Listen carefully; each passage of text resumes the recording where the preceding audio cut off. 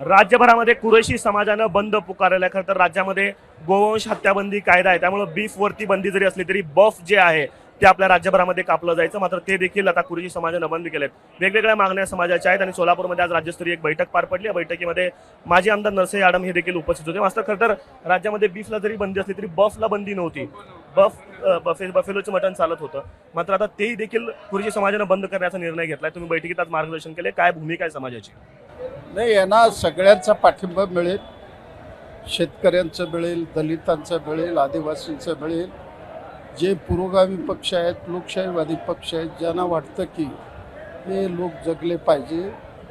केवळ भारतात 30% लोकांचं अन्न बीफवर आहे। 40,000 कोटी दरवर्षाला एक्सपोर्ट होतं आणि उपयुक्त प्राणी आहे। टूथब्रशपासून त्या ऑपरेशनपर्यंत या सगळ्या गोष्टीचा उपयोग होतो, म्हणून भाकड जनावर कापण्याला जी परवानगी होती ती चालू ठेवावं, एवढंच आमचं म्हणणं आहे। सरकारचे जे मंत्री आहेत ते म्हणतात की काही फरक पडणार नाही या सगळ्या गोष्टींना। आता सरकार दडपशाही करायचा प्रयत्न करत आहे, बिलामध्ये याचा काही उल्लेख नाही आहे।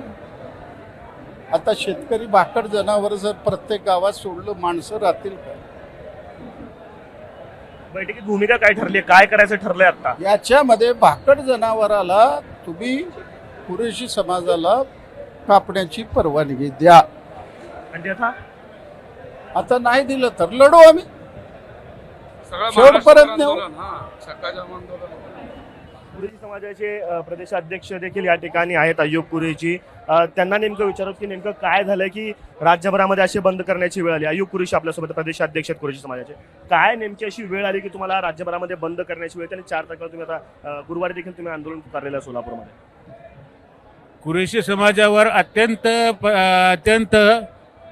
अत्याचार झालेला आहे। त्या अत्याचारमध्ये सगळेच लोक त्यांचा कोणताही कारोबार चालू देत नाहीत, त्यासाठी हे बंद आहे।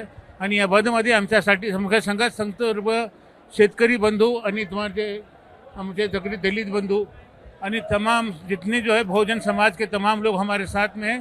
इसमें ज़्यादा से ज़्यादा शेतकरी हैं और बहुजन समाज के लोग हैं, और तमाम समाज का हमारे साथ में पाठिंबा है, क्योंकि समाज ही ने देखा है कि हम अच्छा काम कर रहे थे, हमारे साथ में गलत व्यवहार हो रहा है, इसलिए हमारे साथ में सब लोग हमारे साथ में सब लोग पाठिंबा देने को तैयार है। और 7 तारीख के दिन हमारे मोर्चे में हर समाज के लोग मौजूद रहेंगे और हम उनका जो है खैर मुकदम करते हैं। कशा पद्धतीचा मोर्चा असणार आहे 7 तारखेला सोलापूरमध्ये? हे जे मोर्चा असेल ते जो आहे मूक मोर्चा असेल आमचा, आणि ते शांततापूर्वक मोर्चा कलेक्टर कचेरीला जाईल और उसकी क़यादत जो है हमारे आडम मास्टर साहब करेंगे। और तमाम ही जो लोग हैं हमारे साथ में जितने भी बंधु हैं हमारे बहुजन समाज के और शेतकरी समाज के, ये तमाम लोग जो है उस मोर्चे में शरीक रहेंगे। सरकारनं जर या मोर्चानंतर देखील आपली मागण्या मान्य नाही केल्या तर त्यानंतर पुढची भूमिका काय ठरणार आहे? पुढची भूमिका त्यावेळेला आम्ही बघू, ते नंतर झाला नाही तर त्याच्या पुढचं जो आहे पुढचं काम आम्ही आमदार नरसई आडम यांना घेऊन पुढचा जेपर्यंत निर्णय लागत नाही तोपर्यंत आमचं काम हे चालूच राहणार आहे। हे होते कुरेशी समाजाचे प्रदेशाध्यक्ष अय्यूब कुरेशी। आणि राज्यभराची बैठक जी आहे त्या सोलापूरमध्ये पार पडली आणि भूमिकेमध्ये सोलापूरमध्ये एक मुख मोर्चा काढण्याचा निर्णय जो आहे तो या ठिकाणी झालेला आहे। कॅमेरा पर्सन अय्यूब कांगीसह आफताब शेख, एबीपी माझा, सोलापूर। एबीपी माझा, उघडा डोळे बघा नीट।